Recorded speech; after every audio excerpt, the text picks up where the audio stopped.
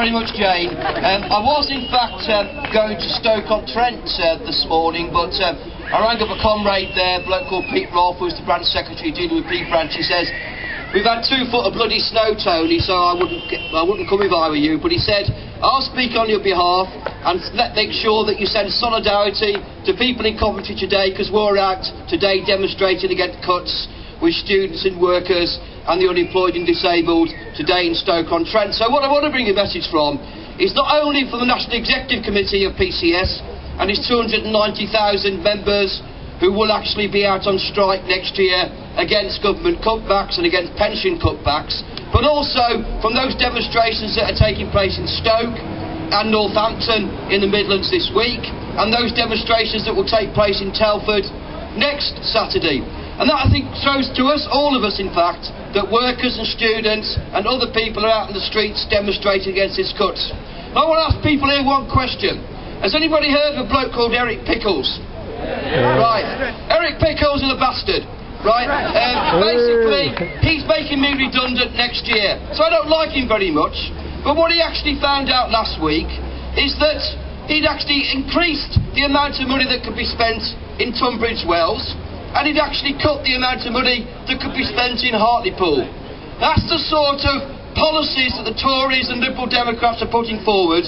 They're transferring money from the poor to the wealthy, from Hartlepool to Tunbridge Wells, from one of the richest councils in England, from one of the poorest councils in England. And why did he do that? Because he wanted to actually get his butt on the Star Chamber very quickly and cut the budget by 40%. And that's what's going on in local government now. Eric Pickles wants to cut budgets by 40%. As a consequence of that, I'm now dealing with compulsory redundancies, including my own. We're dealing with compulsory redundancies in the Regional Development Agency across the road in Birmingham as well. Because Eric Pickles wanted to get the cuts through before anybody else. 40% of the cutbacks. The second largest cuts that are taking place are actually in DEFRA.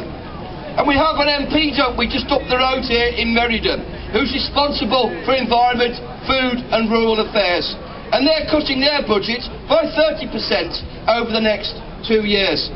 That's the scale of the cuts that are taking place. As a consequence of that, they're talking about privatising land, stopping rights of access, and actually privatising forest as well. So what do we do about that?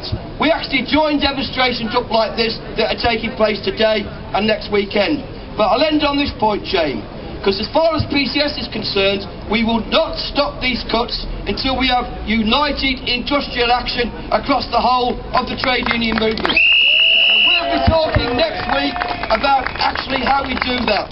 We've already got a signed agreement with Unison. We're talking about signed agreements to GMB, Unite, NAPO and other trade unions. And we are looking for joined up industrial action in the spring of next year. Take that message back.